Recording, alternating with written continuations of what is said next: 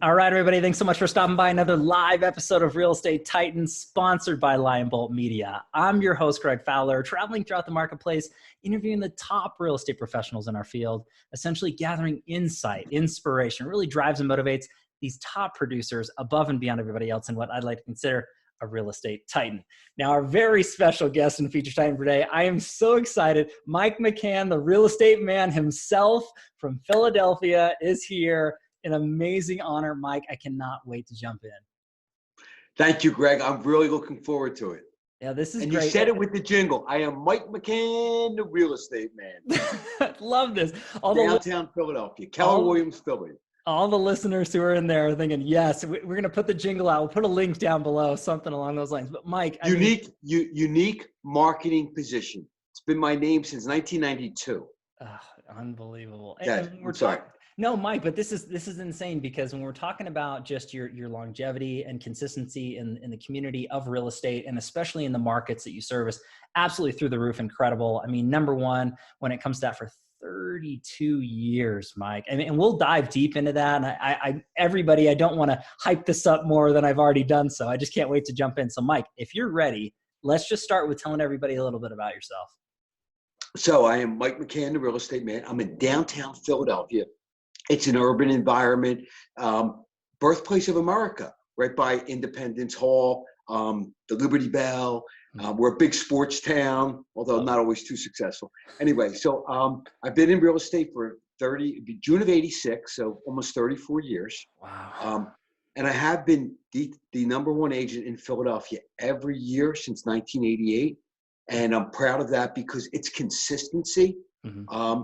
I, since about a year and 4 months ago, moved from Berkshire Hathaway Prudential for 27 years over to Keller Williams. Wow. I was the number one agent in Berkshire Hathaway from 2001 until I left in 18. Wow. In Keller Williams, I'm not. I think I'm 25 or something like that. So that's good for me because, you know, when you play ping pong, you want to play somebody better. And so now I'm there. So 33 years, I do have a team of 20 agents and 7 full-time support assistants. It's grown slow and steady over the years. I love real estate. I give back to real estate. And one of the key things, I came from nothing. I started from nothing. I didn't know anybody. I wasn't even comfortable in that environment that I was in because I'd moved to there. Wow. But I just looked at people in the business and I said, wow, if they can do it, I could do it. And I learned early on that real estate is a cooperating business. So I said, I want to be the most cooperative agent I have the best reputation in the marketplace. Wow. I want to be the most knowledgeable. So I continue to educate myself early in the day or early in those years. And I want to work the smartest and hardest. And those are the 3 fundamentals that has allowed me to maintain and grow. Actually, the gap's grown and grown and grown, being the top agent. And it's not about top agent, not I'm number one. It's about helping more people, impacting people's lives.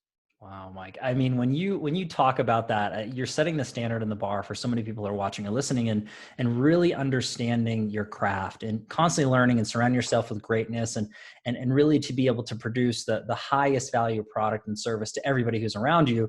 I want to rewind just a little bit when it came down to that. What got you into the business in the first place, Mike? Because real estate isn't always the first dream job of anybody or career path to go down. So what sparked it for you, and, you know, kind of to where you are to today? Well, it's funny. I always wanted to be successful and come out from where I was kind of born. And I never knew what I wanted to do, but I was always the best worker. So when I was washing dishes at 11 years old, through high school, I got promoted in that job because I was the best worker, and they would keep moving me up. A prep man, then a cook, and then I went to college, and I'm like, I don't know what I want to do. This is a waste of time. So I left, and I got a job in the sewers. I'm like, this isn't going to work.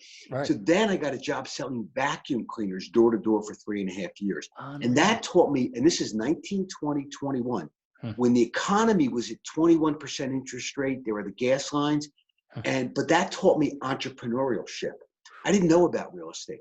I did that for 3.5 years, became very successful, but I kind of burned out and it wasn't really what I wanted to do. Sure. Back in the hotel business. And then in 85, a couple of my friends started to buy real estate because interest rates dropped down from 18% to about 12%. So the market was booming. Wow. And they took a course in real estate and they said, come on, Michael, come. I said, I don't have your money. I don't work for my dad's. I'm working in the hotel business. He said, just come. So I sat down in that class and within 30 seconds, I was like, oh my God, you can make commission selling real estate. Oh my God. And I love people. And so when I saw that, and then I saw the opportunities, I thought, this is what I always said to my mom when I was a kid. I said, Mom, I wish I had a job where the harder you worked, the more money you can make.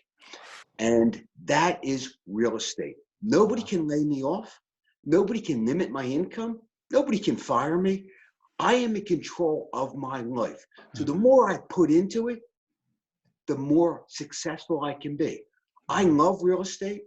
Today, I've always invested in myself, and that's through education, through commitment, through integrity, through being responsible. And then to grow my business is people, having the best people. So I have an assistant 22 years, one 19 years, one 17 years. More than half my team's been with me more than a decade because I invest in people that are like-minded like me. So I'm jumping around, but real estate was because it's the last of the free market entrepreneurial system. I'm not going to get laid off. My income is directly based on my efforts and my knowledge and what I do. So that's why I love it. Anybody can be successful in real estate. If I can do it, you can do it. Wow, Mike. I mean, the humility that you're saying into that, I mean, the amount of time and effort and knowledge and obviously everything that you've built into your career, it's been through stages and hard work. And I agree with what you're saying to a certain standpoint, but there are different, abilities for people to really push those boundaries and having the thought process, like, as you were speaking with your mom and kind of going through is, I'm looking for something that if I work more or harder or in these directions, that I'm actually rewarded for it. And there's so few opportunities in life that way. And real estate is definitely one that I think mirrors a lot of life. You get back what you put into it. And not just our individual business, but the people that we put ourselves into as well. And the loyalty that you have with your staff, those decade plus people who've been on your team and with you, that speaks volumes about who you are as a man and how you treat the people that are around you. That's absolutely incredible. And I want to segue into this because I think this is going to dive a little bit deeper for everybody out there who maybe doesn't know you as intimately this way. But Mike, what's your why or whys? I mean, what gets you excited every day out of bed to do what you do to the level you do it at? I mean, for this amount of time, I mean, it's incredible. What's your why? Yeah.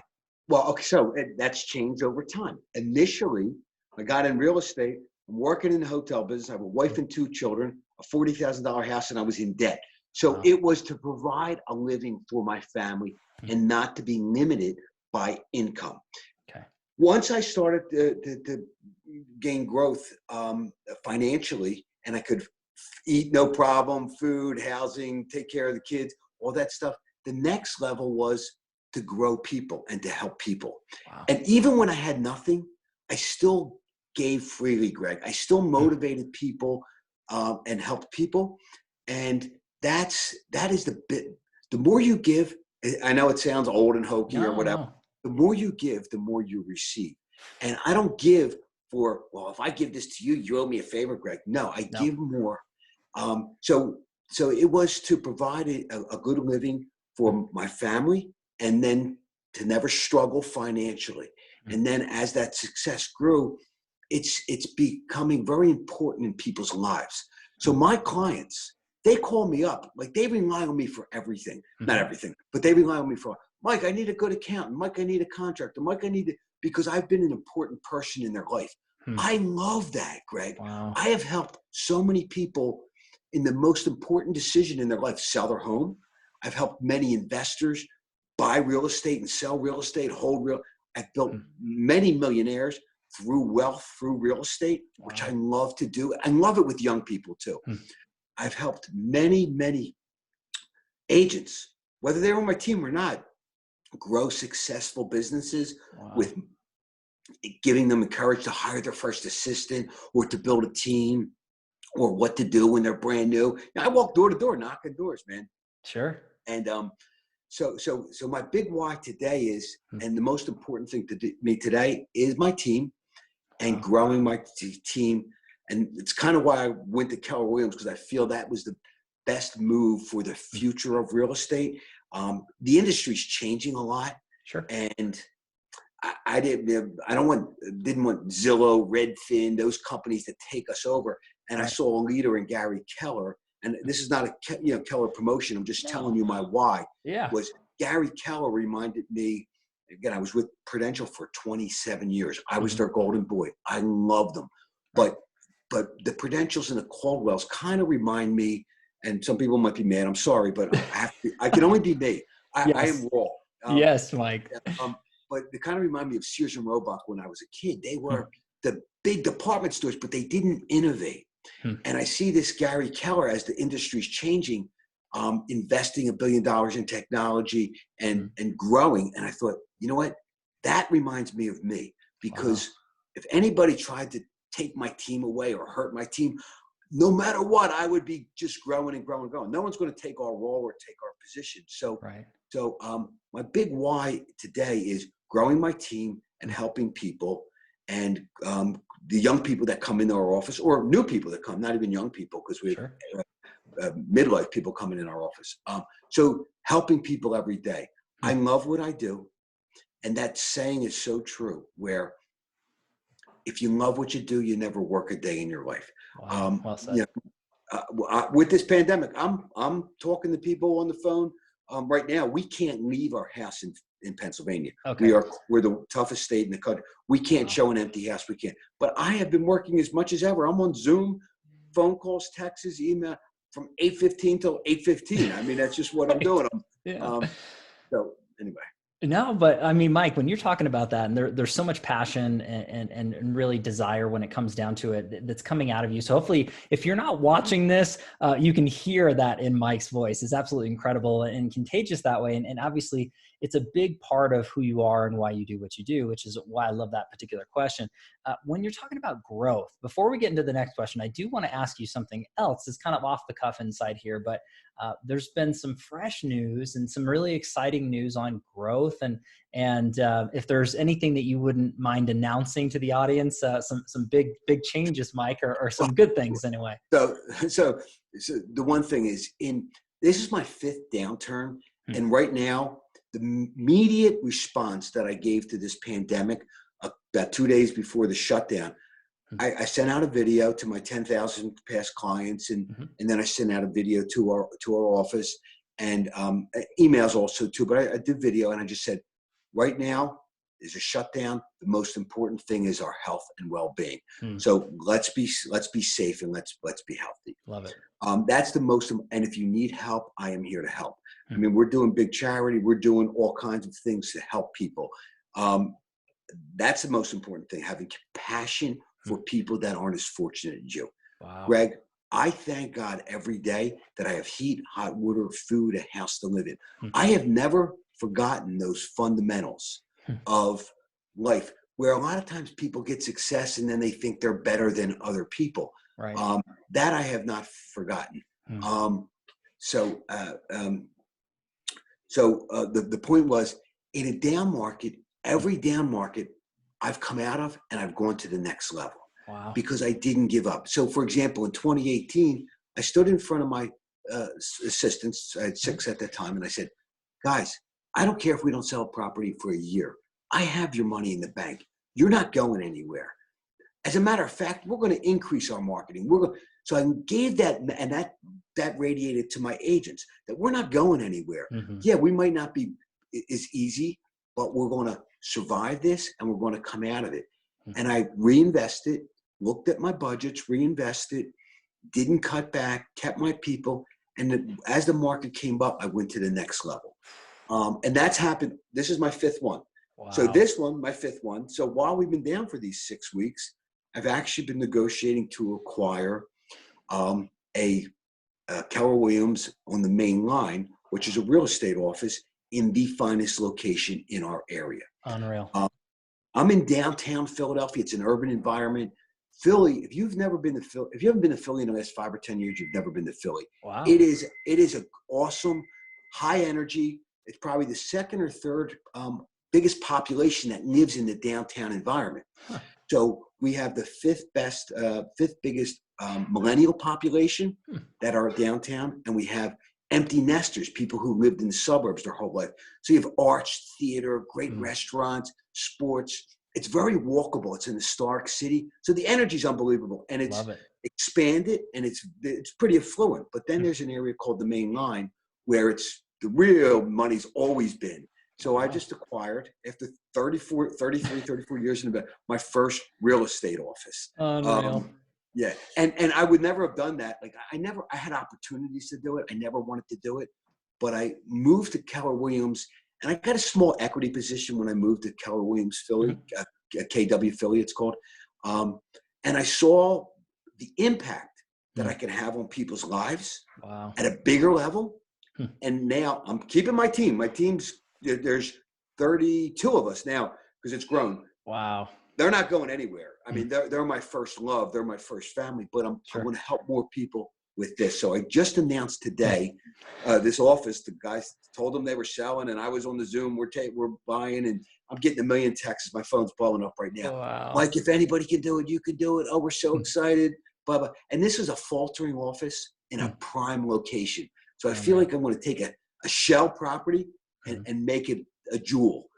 It's like buying the lowest priced property in the highest priced neighborhood. So that is my new mission. And, my wife and daughter are like, Dad, why are you doing this? Or honey, why are you? It's just what I do, man. Mike, I love that. And congratulations, by the way. I mean, that's a huge thing. And I have no doubt in my mind that is just going to be that next step, as you said. Every opportunity and every change, there presents themselves certain opportunities. And again, you're really taking that and running with it. And what an inspiration going through and through. And in these times where people are concerned or they tend to contract or pull back, it's true professionals who really look at that and they say, where can I grow? How can I learn and expand? And that's just, again, I'm so glad that you're on now, Mike, and you're sharing this story with everybody, because hopefully it'll inspire somebody who's watching or listening to this to understand that now is a great time for an opportunity, and doing the due diligence and research and knowing those things, taking that action is really what makes it happen. So absolutely incredible. Yeah, and just one more statement. Oh yeah. Is the successful people do the things that others can't or won't do. And the world is faced with fear. Everybody, there's a lot of fear right now in the world. So we have to be confident. We have to have the confidence. We have to be confidence builders. But the biggest, and we have to help people, but the biggest transformation of wealth does occur in downtimes. And I don't ever want to take advantage of anybody's bad thing. And I didn't do that here. I just took over somebody who's kind of retiring. Sure. In this environment right now, what we're in, there's a lot of fear with our clients, fear with agents. There's a segment of the agent population that will leave the business. Right. So there's a need now more than ever for us to help our clients, because times are a little bit tougher. Right. And so how do we overcome those obstacles? And that's what we as a team have been doing. New ways of doing business, new ways of reaching out, and new ways of carrying our clients when they're scared to death. Wow. That's what we are.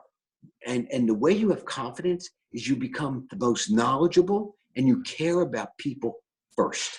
That is the most important. I do what's best for my agents. I do what's best for my clients, and I do what's best for people first. I don't think of me. Mike, I mean, again, that's setting that example perfectly all the way through and through, is what people are watching or listening to us to really look up to professionals such as yourself who really have that dialed in. But you walk the talk, Mike. You practice what you preach. There's a difference. And I love the fact that you're out there representing that every day.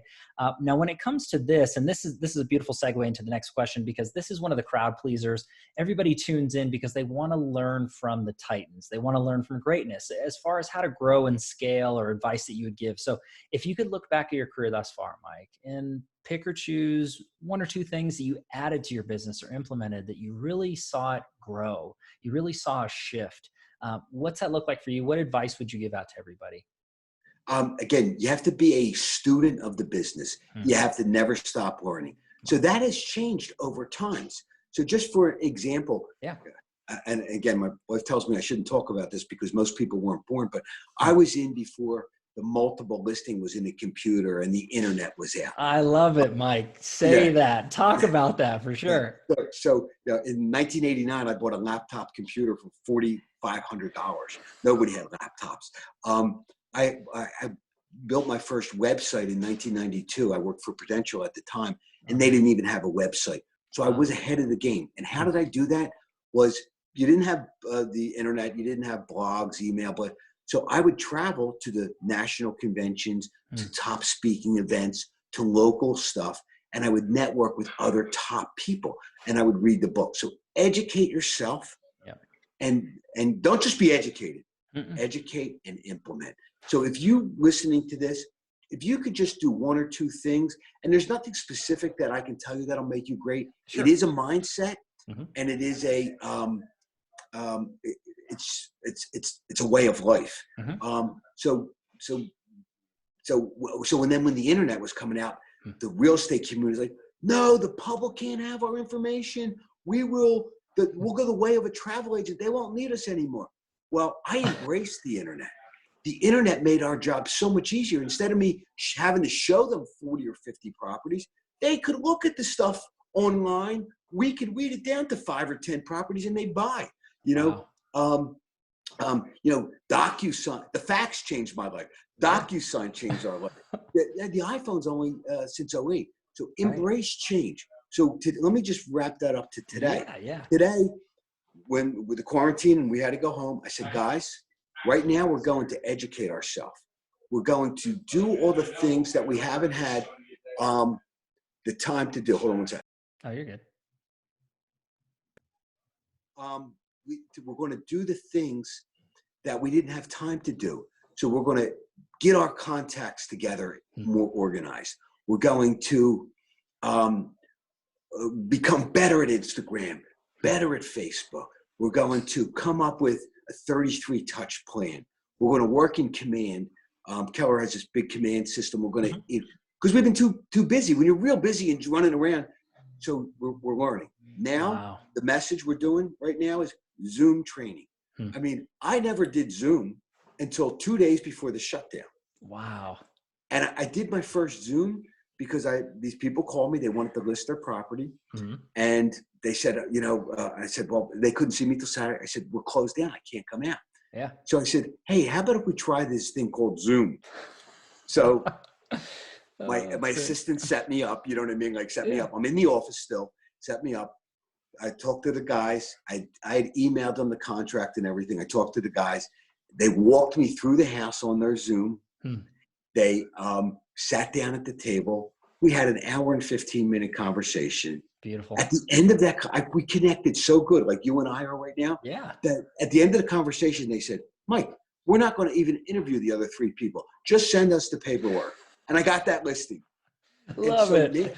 Now for my team, I'm like, become the expert of Zoom. When you get a lead, a cold lead, that someone that you don't know, when you get something from Zillow or Facebook or Zoom them, meet with them face to face, and the chances of you getting them as a client when it's face to face is so much better than the old phone call or text or something. So become an expert of Zoom. We're doing open houses on Zoom now with the virtual tours, and it's our picture there, and we'll walk on them through and answering questions.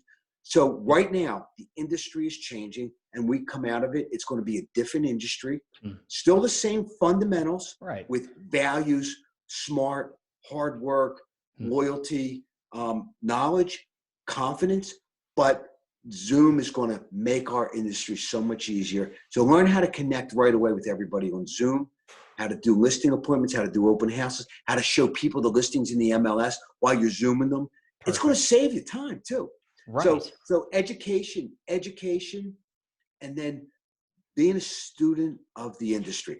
I volunteered on the national level of the Board of Realtors and got involved with stuff like that. So I give back to the community too, and I help people.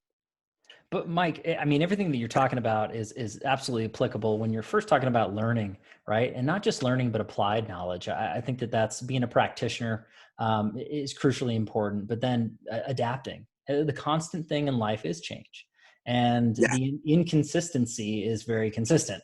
So I think looking at it from that standpoint is you're again living proof as to as things adjust, don't necessarily try to fight it. I mean, planes take off against the wind, right? So not with it. And I think that if you're kind of following into those footsteps is doing what others necessarily aren't, when people are kind of shunning away, is you dive deeper into it and then learn and adapt and you come out on top. And I think that that's great reminders for everybody out there who's maybe thinking these things or feeling a little bit overwhelmed, is that it can be done, but you have to take it in stride and you have to really rely on others. And there's so much to take away from that, Mike, but the overall message is what you're talking about is mindset as well. I mean, you have to be ready for that, and you have to groom yourself in such a way to understand the change and appreciate it. You have to embrace it, and you do it one step at a time. Hmm. You could hear 10 things. You can't do 10 things. Nope. You do Gary Keller's a book, The One Thing. Yep. You have to focus on one thing and become the expert.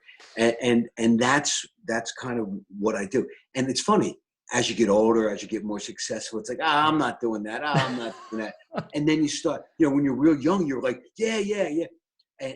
But I try. That's why I love being around. My team is a bunch of 20s, a bunch of 30s, a bunch of 40s, and a few of us between 50 and 60. But I love being around young people because they help me stay young and embrace the change.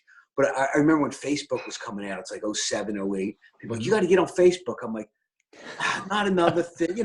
I'm a mega producer. I have all the income I've ever dreamed of. And I'm not. And then like 09, more and more people want it. And then in 10, I said, okay, I'll get on Facebook. Man, that took my business to the next level. Wow. I love Facebook. Now it's Instagram. So many millennials are more on Instagram than on Facebook. No doubt. I'm on Instagram, but I like Facebook better, to be candid with you. Yep. So do I.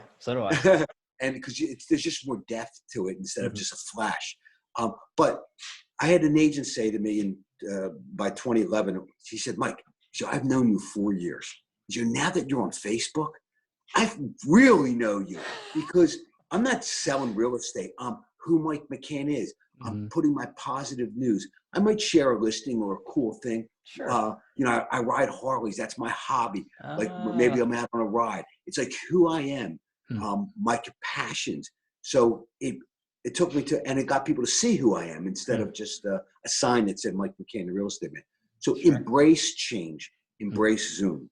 Huge messaging, Mike. And I appreciate that. That's years of wisdom that's just compact into minutes, which is absolutely beautiful. But again, I'll have Mike's contact info, links, so you can follow him on different social media sites and engage with his content and really learn from one of the best and brightest. But Mike, I do want to shift gears on this. And this is the tricky part of the series in the interview, and it's the challenge question.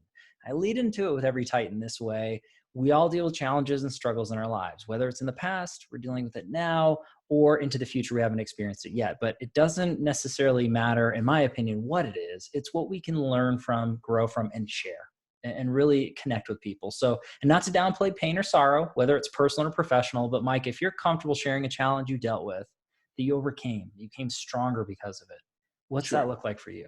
Sure. It's funny. I do get asked a lot of questions like, where did you fail in your life and this and that? I will tell you, I don't allow failure in my life. Oof. I have tough moments. I have tough situations. I hang the phone up and move on to the next thing. Wow. I don't allow negativity in my life. But where that came from, I grew up, my father was an alcoholic. So from 8, 9, 10, I lived with an alcoholic. Wow. We were poor. We had nothing. Then my parents got divorced. I had no food. So in my mind, I always said, I am never going to live like this. This is never going to be me. Now, thank God, my father, when I was 14, got sober, 50 years of sobriety. So I saw him change. My mom raised us. It was myself and 3 sisters. But we had no money. But my mom raised us with love. Wow. So inside, but as a young child, I was humiliated. None of my friends had divorced parents or alcoholic fathers. And I was in a blue collar cop, fireman, teacher, city worker type neighborhood. It was humiliating.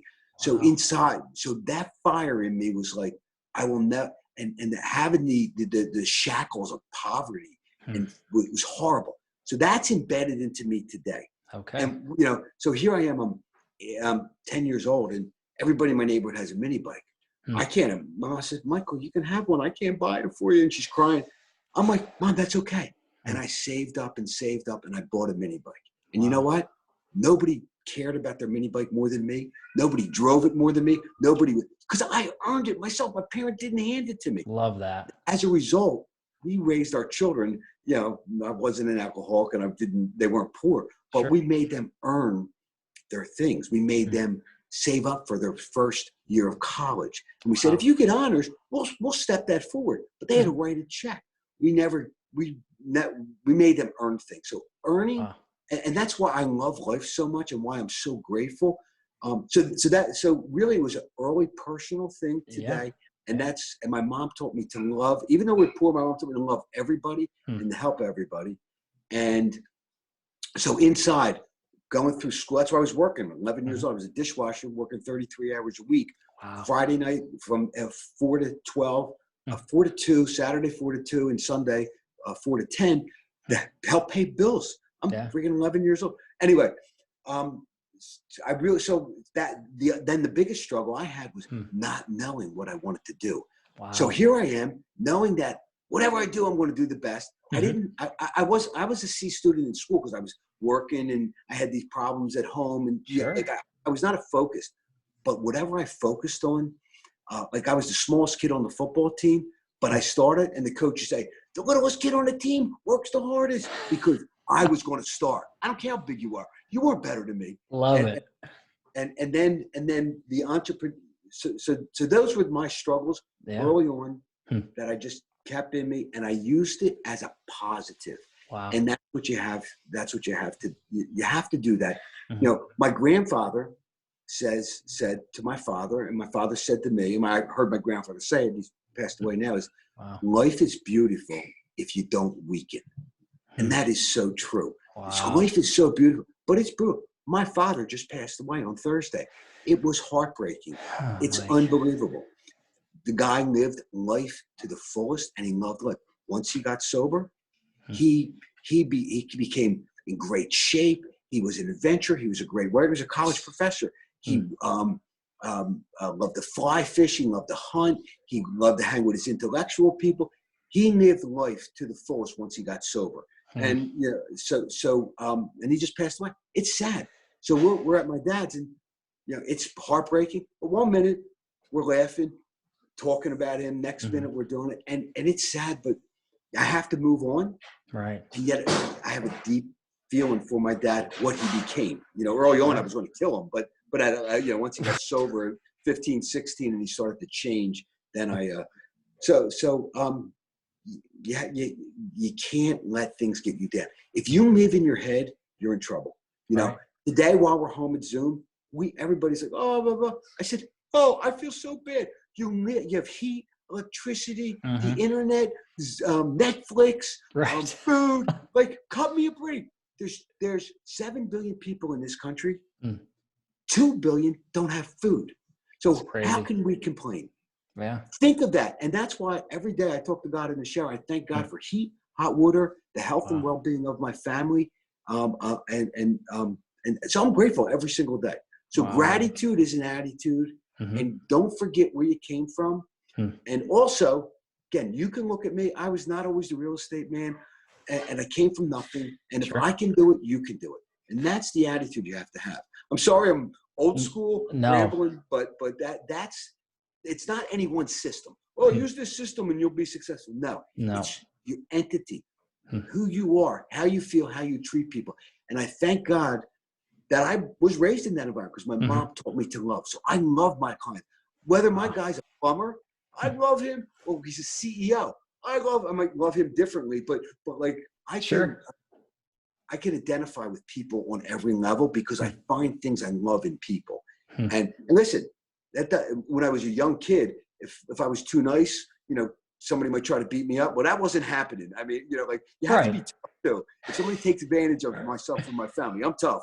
That's But right. That's right. I love first. So Mike, when you're going into all that, and again, thanks for sharing that, because it's not easy to talk about, struggle or pain or sorrow or past in that standpoint. But again, it's molded you and made you the man that you are. And I think that, there's that adage thrown around, what doesn't kill you makes you stronger. I'm a firm believer of that. And that's where a lot of who we are is molded and shaped, is through those time frames. And you can let it defeat you and define you, or you can grow from that and become a better person, and not just for yourself, but for everybody who's around you in your life. And you do that, Mike. absolutely. I mean, I love this conversation that's going on right now, because it's so inspiring. And there's so many of us out there that think, oh gosh, our life is hard. And like you were saying, hey, you have heat, you have hot water, you have food, you have shelter. It's not that bad, because there are people that have things much worse. So the attitude of gratitude and feeling blessed every day is something that all of us need to do more. And no matter how much. And I just want to compare yourself with yourself. So here you go. Mm-hmm. So where I grew up, I don't live there anymore, but all my friends, like, I'm the biggest success, but Mm-hmm.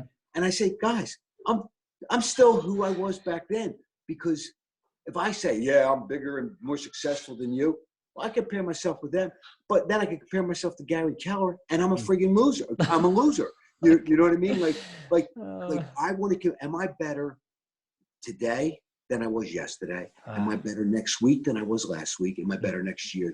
And that's what we try to do. That's the joy of life: comparing yourself with yourself and trying to get better. Right now on this pandemic kick, I was doing 100 push-ups a day. Now I'm doing 250 push-ups a day. I'm making sure I stay healthy, eat right, and not watch too much Netflix. I watch it at nighttime with my wife. Sure. And so you gotta keep your game up. You have to stay grateful, and you have to compare yourself with yourself. Love it, Mike. I mean, I think that's looking in the mirror, and that's, your biggest competition is the reflection right back at you. And I love that you say that, because coming from somebody like you, Mike, who's been through so much and seen so much and experienced so many different perspectives, it's truth. You're speaking truth. And again, I know that you're giving the advice that you'd give directly to yourself, to the audience that's watching or listening. And it's just an absolute honor and incredible aspect that we're diving in. I want to go to this portion. This is the next question. It's on the similar vein. Now, this is not designed to change who you are or change anything that you have been through in your life. However, if you could go back in time, Mike, and this is any time frame, any age range, give your younger self a piece of advice or two, what would you say to young Mike? I would tell, honest, I know this is terrible, but no, this is good. But believe that you are as good as anybody else. And if you believe it, you can achieve it. And that's what I always believed. I remember in school doing projects, 7th grade, they're like, I was going to be a millionaire. Like, it sounds terrible. What are you going to do? I don't know, but I'm going to do it. 8th grade, I'm going to do it. My friends, I'm going to do it. Like, that was my mindset. I just didn't know what I wanted to do. So maybe I wish I found something earlier. God, if I found real estate at 18 or 21, that would be great. I found it at 28 or 27. What else? Listen, I didn't go to college. I kind of wish I did, but I couldn't afford it. Like, I went to college for a couple of days. I had a scholarship, and I'm like, I don't know what I want to do. This is a waste of time. I can't afford it. Can't afford to have my car in my place and all that stuff. So I mean, that might be a slight regret, because when my son went to Penn State, and I was like, oh man, I would have loved to have gone here for 4 years. So what would I tell them? Just know, just believe in your dreams. You hopefully you can find a dream, believe in your dream, never give up. And you got to love everybody. You really do. You have to love everybody. Like Martin Luther King said, I judge a person by their character. I don't prejudge from hearsay or from appearance. I do love everybody. And then it's so much, it takes less energy to smile than it does to frown. Yeah. My mom taught me to smile. I love to smile. I love to have fun. I have fun in my business. You know, I might be this luckily super successful guy, but I have fun. It's not my clients. I'm connected with them. It's not all business. You know, I have fun, and I'm important in people's lives. So I don't think I really answered that question. No, you did. You did. No, Mike, that was beautiful. When you're talking about that, and this isn't designed again, it's a thought-provoking portion, which I love, because we can't go back in time and we can't change anything that we've done, and we would want to, because we are who we are because of it. However, this is advice that we can take today, and we can reflect and have an impact on our future for the actions and decisions we make today. So that no matter what it is, if it's real estate, you just look at the best people, and they've already discovered it. So you just want, like, when I was the first 6 years, I was with a real estate company. I was such a schmuck.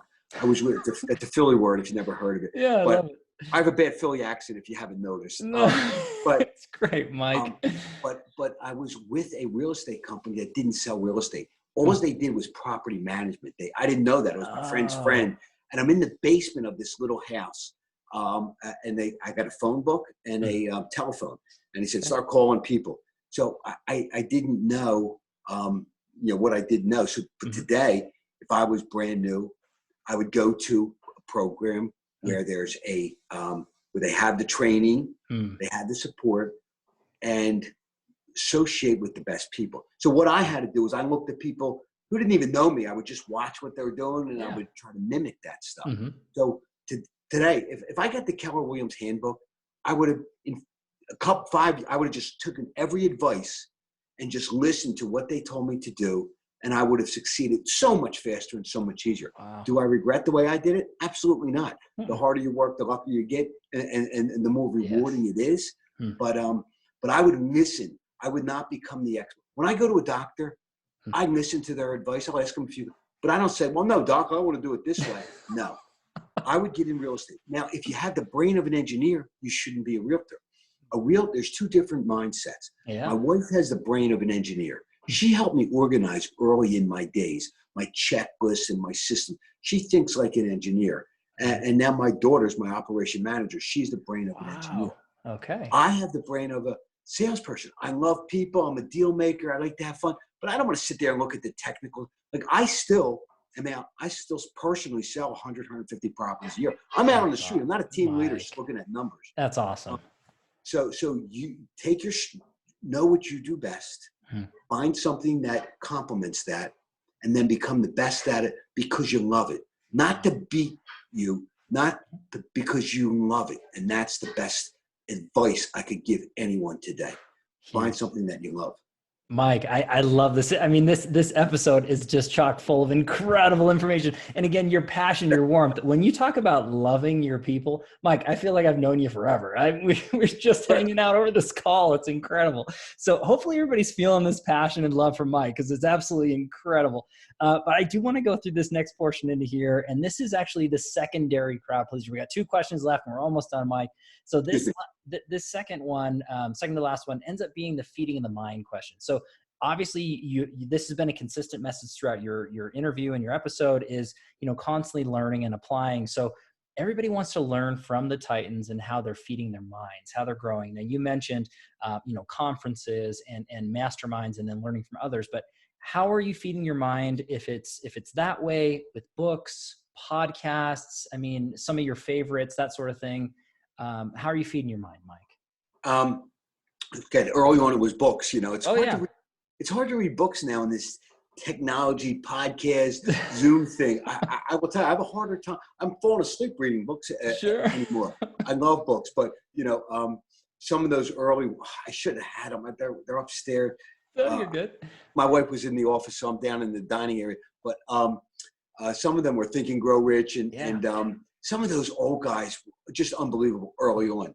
Yeah. But today, again, I'm new to Keller Williams, about a year and 3 months. Okay. I really never had a mentor in real estate. I always had to learn it myself because the first 6 years there was no one to teach me. Wow. And then when I went to Prudential, I was already the #1 agent, and I watched other people. But I have been in awe of Gary Keller. Mm-hmm. He's probably the first mentor I've ever had in real estate. Wow. And I listen to his blogs. I Mm-hmm. read his books. Yeah. The One Thing, Shift, The Millionaire Real Estate Agent. But I listen to his blogs and I hear him talk. And he's not some guy, rah, rah, rah. He's just very, very thoughtful. Mm-hmm. He's been an industry titan, titan changer. But he talks from the heart. He talks from, when the company did this and it didn't work out and they did this. He talks like real life, kind of like I do. Love it. So a lot of his stuff, but also I don't even know the name, but there's a lot of this downtime. I've been listening to a lot of podcasts. Yeah. I've been on a lot of Zooms with top economists. So kind of everything. So now you can get it from the seat of your pants, which is sitting on the couch. You can get it. You have to, but you have to be selective too, because there's a lot out there right now. So to me, I would read, but I would also just listen to inspirational stories. When I was a young kid in fourth grade, I had to do a book report. Wow. And I read this book on Thomas Edison. And I was fourth grade. I fell in love with Thomas Edison. Mm-hmm. And from that moment on, the only books I ever read were nonfiction books on people's life story. Interesting. So my whole life, I love Thomas Edison. He worked his butt off, but there's another guy who really invented electricity, but he got the potion for electricity. But he was unbelievable. So I've always read. I'd be on vacation. I'm always reading about somebody's from zero to a million. From nothing to something. Yeah. I love reading success stories. So that's inspirational. So nothing's just about the business. Sure. I love reading about the business. So I don't have any one great book that I'm reading right now. Yeah. I don't have any one great podcast. There's so much out there. Just Google it. Just go. There's just so many things out there. But you have to do it. Like that's when I'm driving in the car, man, I'm not on my phone. I'm listening to somebody talk. Somebody who has a team of. There's a guy in California who does, I think it's like 5,000 I do 700-800 transactions a year, about 350 million, pretty consistently. Sure. But there's guys that are doing 2,200 transactions, and I'm listening. I don't know if I'm going to go there. If I chose to go there, I could. No doubt. My team is like a family for me, so I don't just grow. I could, I have to feel. I have to feel. You're not just growing for the sake of growing, Mike. Exactly. I mean, there's always another level, and there's always somebody, just like we were talking before, there's always somebody that is above and there's always somebody that's below. And no matter what level you're at. And I think that's a way to appreciate life and just what really matters to you and to your expectations. And again, that advice you gave earlier, compete with yourself and not look at what others are doing. It's interesting to kind of go out of that and say, okay, well, there are people that are doing this. Do I want to go that way? And that's a very personal, intimate decision. But I think that at the end of the day, Mike, what you're doing is to say the least, an understatement, absolutely incredible. And again, setting that standard for so many people, if they wanted to look outside of themselves for inspiration or for somebody to really look up and emulate, you're that guy, 100%, Mike. This is just incredible stuff. I want to go down this road to finish everything up. And just so everybody knows, I'll have links in the comments down below. Mike, you did mention a few of those books and things along those lines and great takeaways and influencers. So I'll feed everybody's minds the same way that Mike is doing with the links in the comments down below. But you've shared so many wise words and different sayings that are out there. So this last question is a quote or mantra that sums you up as a man, as a professional. What's that look like for Mike McCann? Well, first they call them mechanisms. Mechanisms. I love that. So I have a bunch of, and I have a big frame thing on my wall with me on a motorcycle and my wife, and then with all these quotes and people. My team wrote all this stuff on it. Awesome. Well, first of all, I just want to say, like, my team is my family so much that they bought me the Hotel California album and they framed it. And because that has a song, Before Your Time, but you might have heard of it. And it's where it says, where it's such a lovely place, but you can never leave. Like when you come to my team, that's how I embrace you, and I'm into your growth. So the mechanisms are, and a lot of these I got when I sold vacuums door to door for 3.5 years when interest rates were 21%.